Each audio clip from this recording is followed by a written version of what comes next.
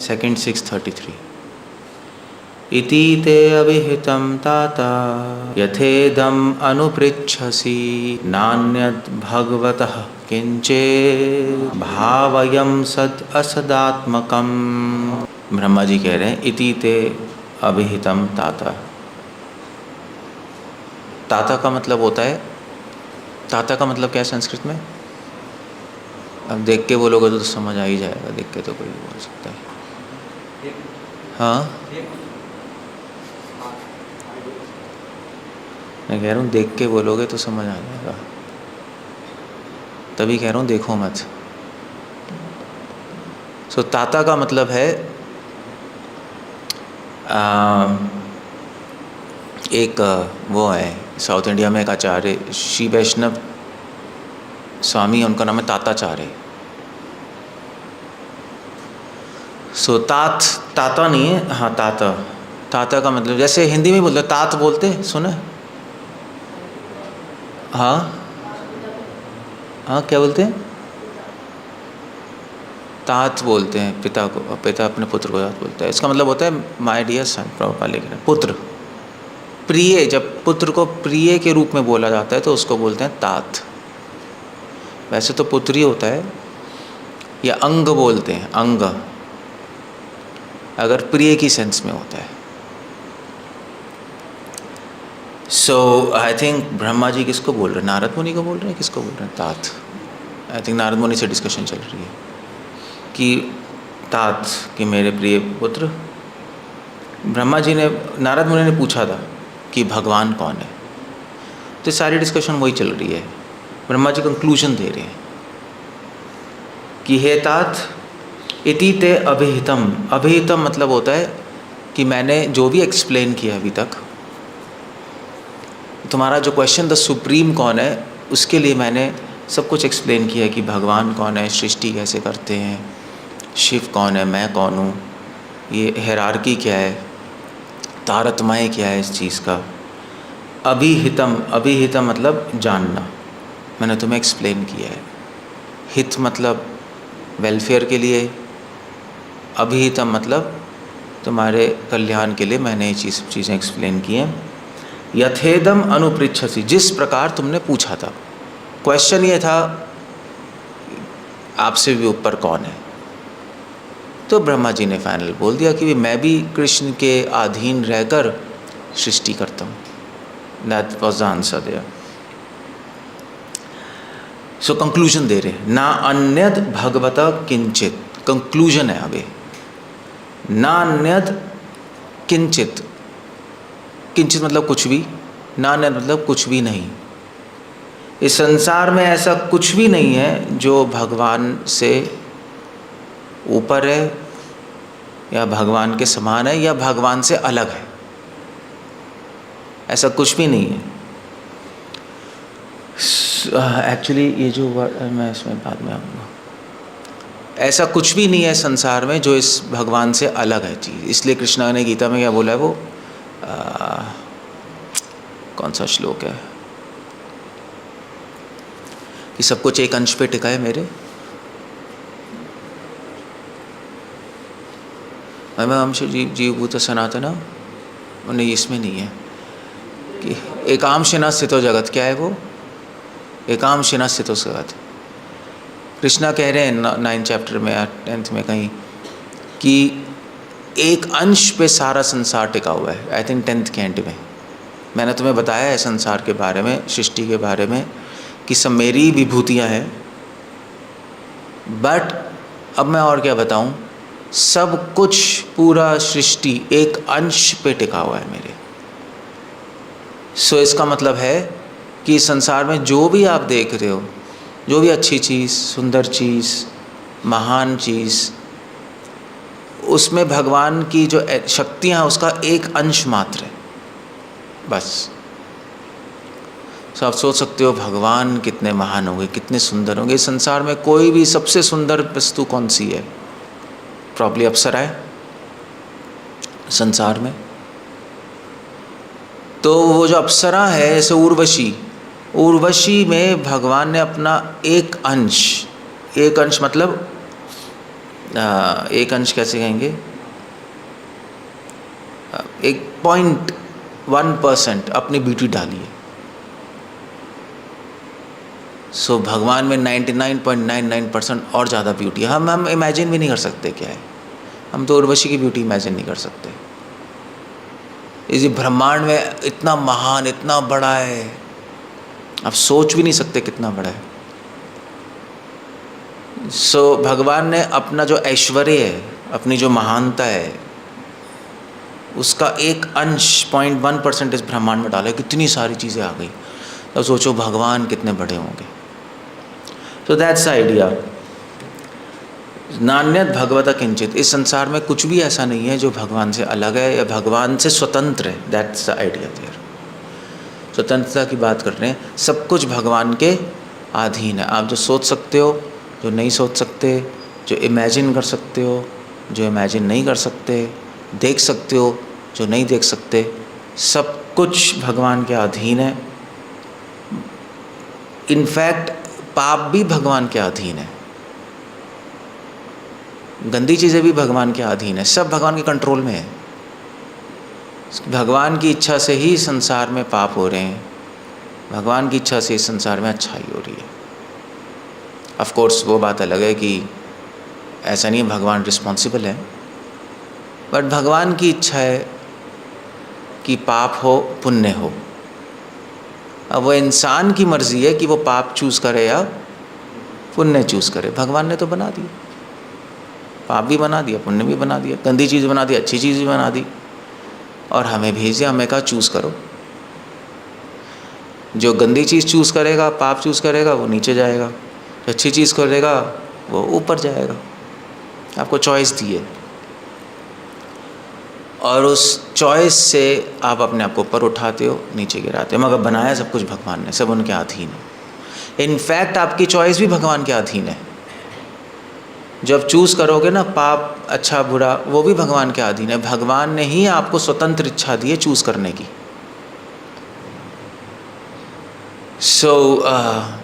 क्यों दी है? कि जिससे आप समझ पाओ अच्छा क्या है, बुरा क्या है, समझ पाओ। अगर एक बच्चे को आप डांटते रहो, अरे ऐसा नहीं करना, ऐसा नहीं करना, ऐसा नहीं करना, ऐसा नहीं करना, ये गलत है, वो गलत है, उसको कभी भी खुद की समझ नहीं आएगी, है नहीं? कभी भी नहीं आएगी। सो कभी कभी डांटना चाहिए, कभी कभी डांटना नहीं चाहिए। करने दो, देखो क्या करता है।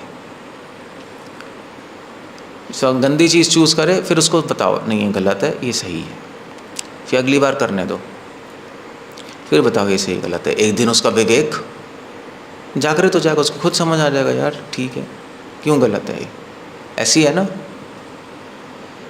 इसलिए भगवान ने संसार बनाया, अच्छा बुरा ये हमें भेज दिया, चूज़ करो। हम गलत चीज़ चूज़ करते हैं तो दुख मिलता है, सही करते हैं तो खुशी मिलती है, प्रसन्नता मिलती है। फिर धीरे धीरे हमें समझ आता है नहीं, फिर हमें खुद समझ आता है गलत क्या है, सही क्या है। पहले हमें शास्त्र देखने पड़ते हैं, ये गलत है, ये सही है। हाँ देखो, जब भक्ति में आए थे, शराब पीना गलत है, गंदी चीज़ें सोचना गलत है, हाँ ठीक, नहीं करेंगे। मगर फिर भी आप करते हो, सोचते हो, फिर दुख मिलता है। फिर धीरे धीरे आपको समझ आता है यार कि तो गलत चीज़, सिर्फ शराब और गंदी चीज़ें सोचना गलत नहीं है, और भी चीज़ें गलत है। वो अपने आप आपको समझ आने लगता है। जब एक बार बुद्धि जब इंजन स्टार्ट हो जाता है तो अपने आप समझ आने लगता है, फिर शास्त्र नहीं देखने पड़ते, यार ये गलत है, रॉन्ग है। इसलिए कह रहे हैं कि सब कुछ भगवान के अंडर है, सब कुछ उनकी सृष्टि है, उन्होंने बनाया है। नान्यत भागवत किंचित कंक्लूजन है, क्योंकि कितनी बड़ी लिस्ट देंगे, क्या क्या चीज़ें भगवान के अंडर हैं, क्या क्या चीज़ें भगवान कंट्रोल कर रहे हैं। इतनी बड़ी लिस्ट तो पढ़ भी नहीं पाओगे, पूरे ब्रह्मांड की लिस्ट दे देंगे। फाइनल कह रहे हैं यार, जो भी तुम सोच रहे हो, देख रहे हो, नहीं सोच रहे, नहीं देख रहे, सब कुछ उनके अंडर है। भावयम सद सदात्मका। और वो कह रहे हैं कि इस पे सोचो, मनन करो, सद असद आत्मा का। अब ये फिलॉसफी है सद असद आत्मा का। ये न्याय से आ रही है। न्याय एक दर्शन है, शास्त्र है, उससे ये सिद्धांत है। साइंस ने इसी सिद्धांत को पकड़ा हुआ है, और इसलिए कुछ ना कुछ सही सत्य ढूंढ रही है संसार में। ऐसा नहीं साइंस गलत है, साइंस जिस चीज़ पे काम कर रही है, जिस सिद्धांत पे काम कर रही है, वो सिद्धांत सही है, वो भागवतम में, न्याय में, सत असत आत्मा का। इस संसार में सब कुछ इस दो चीज़ों पे टिका है, कॉज एंड इफेक्ट। सत मतलब कारण, असत मतलब कार्य। कारण कार्य आत्मा का, इस संसार कारण कार्य का ही खेल है बस। हर कार्य के पीछे कुछ ना कुछ कारण है। ब्रह्मा जी फिलॉसफी लेके आ रहे हैं, कुछ भी आप देखो उसके पीछे कुछ कारण है। कारण कार्य, बीज कारण है, कार्य पेड़ है। माता पिता कारण है, पुत्र कार्य है। हम कारण है, ये मंदिर कार्य है। यही है ना, सब चीज़ के पीछे कारण कार्य होता है।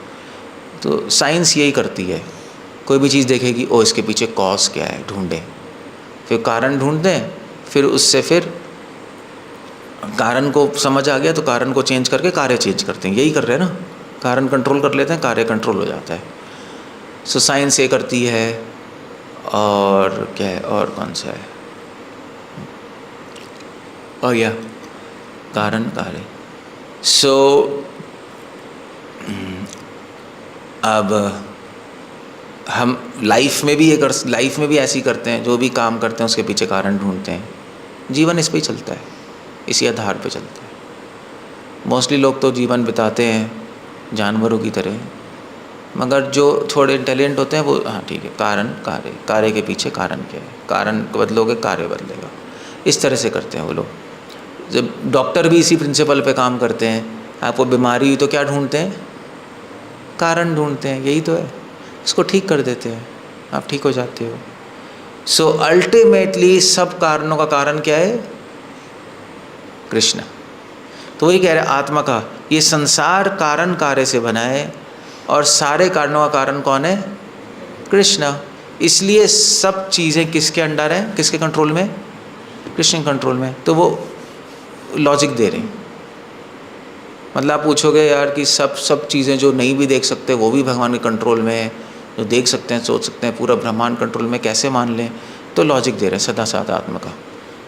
कैसे माने, क्योंकि आप कुछ भी चीज़ सोच सकते हो या नहीं सोच सकते, देख सकते हो नहीं देख सकते, उसके पीछे कुछ ना कुछ कारण तो होगा, ये तो मानते हो, हाँ या ना, है ना। कोई भी चीज़ है उसके पीछे कुछ ना कुछ कारण होता है, आपको चाहे पता नहीं पता है। आपको कैसे पता कि उस चीज़ के पीछे कुछ ना कुछ कारण है, कैसे पता, कैसे पता, क्योंकि ये संसार का नियम है ना, संसार का नियम है। कोई एक्सीडेंट हुआ तो क्या पूछते हो आप, क्यों हुआ भैया, कारण क्या है, यही पूछते हो ना। हर चीज़ के पीछे कुछ ना कुछ होता है। तो कोई कहेगा अरे ऐसे ही हो गया, अरे पागल है, कुछ ना कुछ तो होगा। झूठ बोला, कारण क्या है, शादी टूटी, कारण क्या है, बीमार हुए, कारण क्या। ये क्वेश्चन पूछते हैं हम, ये नेचुरल है, संसार का नियम है। तो ब्रह्मा जी कह रहे हैं देखो भाई, हर चीज़ के पीछे कारण है, तुम्हें पता है, चाहे तुम्हें दिखाई दे रहा है चाहे नहीं दिखाई दे रहा, चाहे पता है चाहे नहीं पता है। इसी प्रकार हर कारण के पीछे मेन कारण है कृष्ण, चाहे तुम्हें पता है चाहे नहीं पता। यही सर्व कारण कारण, यही न्याय, पूरा एक लाइन में पूरा न्याय फिलॉसफी है, सर्व कारण कारणम। तो लॉजिक दे रहे हैं Brahma ji, it's a beautiful logic.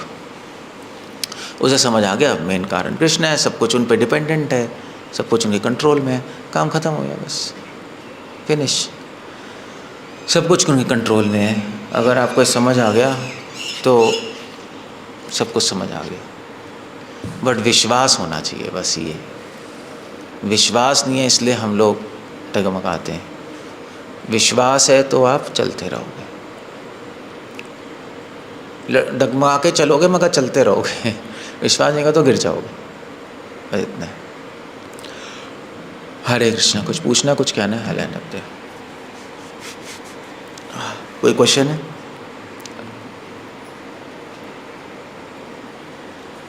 समझ आया किसी, समझ आया सबको या नहीं, हाँ या ना?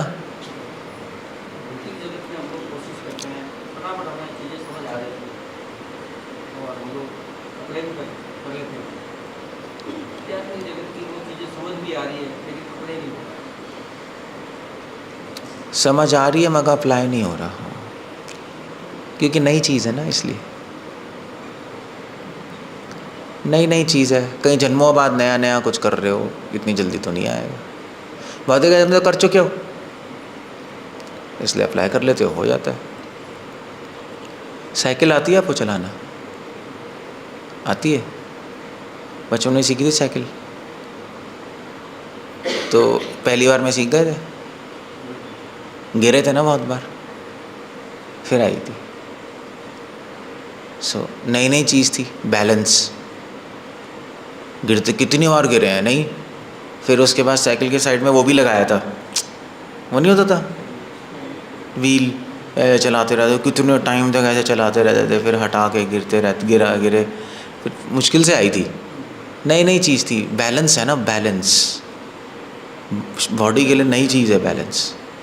बच्चे को चलने में भी टाइम लगता है ना, छोटा बच्चा होता है 1-1.5 साल तो लग जाता है चलने में। ऐसे खड़ा होता है, गिरता रहता है, उसको इतना आसान है चलना, उसको समझ ही नहीं आ रहा। बैलेंस है, उसने कभी किया ही नहीं, वो तो लेटा ही हुआ था पहले से। सो ये भी चलो चलना और बैलेंस करना है, पिछले जन्म में हम कर चुके हैं, इसलिए थोड़ा जल्दी आ गया। ये हमने करोड़ों जन्मों से किया ही नहीं ये काम, ये समझ आ रहा है, इसलिए अप्लाई करना मुश्किल, थोड़ा मुश्किल होगा।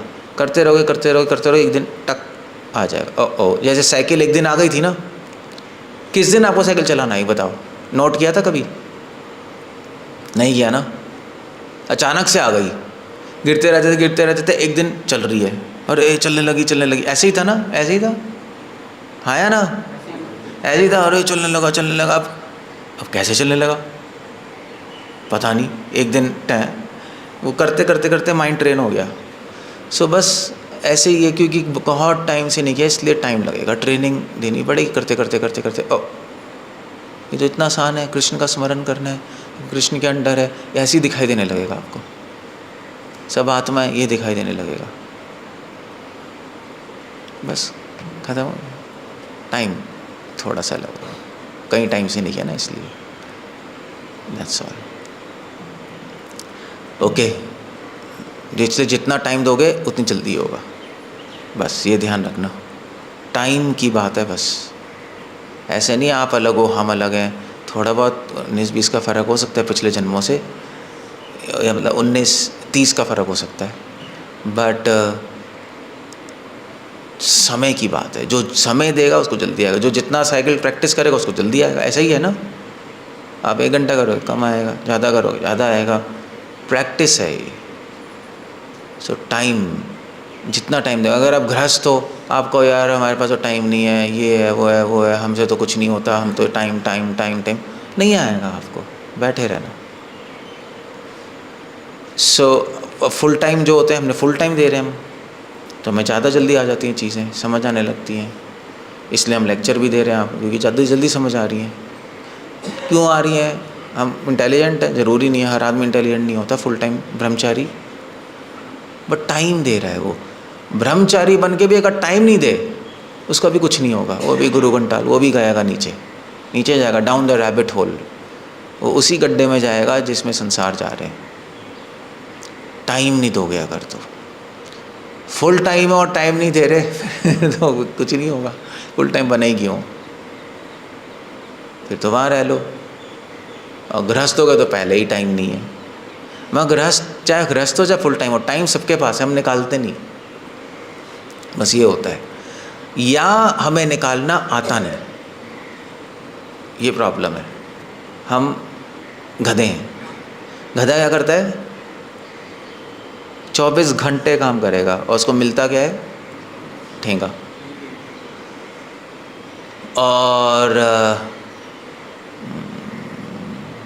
और क्या है? एक सक्सेसफुल बिजनेसमैन क्या करता है? क्या करता है? आप दुकान वाले क्या करते हो? दुकान दिन भर बैठे रहते हो, क्या हो? गधे हो। एक सक्सेसफुल बिजनेसमैन जो करोड़पति होता है क्या करता है? वो 2 घंटे काम करेगा, बाकी अपना सोचेगा, अपना घूमेगा, है ना।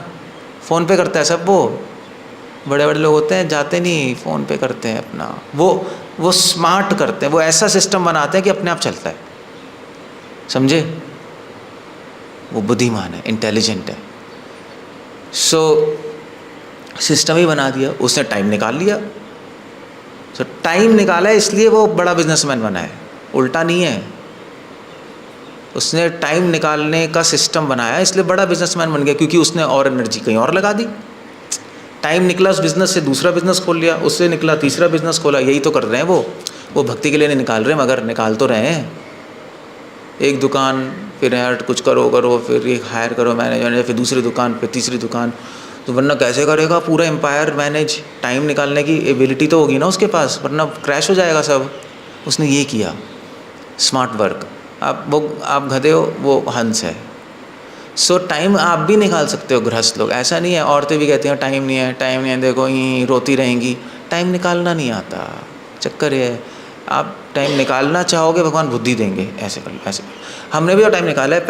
पहले एक माला करना भी मुश्किल होती थी, नहीं होती नहीं थी? और टाइम नहीं नहीं हो रहा, अब एक माला भी नहीं हो रही, 4 माला भी नहीं हो रही, अब 16 माला हो रही। टाइम वही कर रहे हो आप, हो 16 माला रही है, तो कहाँ से आ गया टाइम? क्या खींच दिया आपने क्या? सेम टाइम है, बट आपको टाइम निकालना आ गया, बस ऐसे ही है। अब ये सेम टाइम है, मगर उसमें आपको और टाइम निकालना आएगा, अगर ये बुद्धि होगी, वरना गधों की तरह चलते रहोगे। तो आपके पास भी टाइम है, फुल टाइम के पास वो टाइम है ही, आपको टाइम निकालना नहीं आता।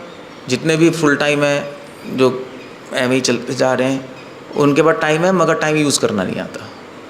कुछ लोगों को टाइम निकालना नहीं आता, टाइम नहीं है, कुछ लोगों का टाइम है तो टाइम यूज़ करना नहीं आता, टाइम वेस्ट करते रहते हैं। जितना टाइम इन्वेस्ट करोगे उतना ही आपका भक्ति आगे बढ़ेगी।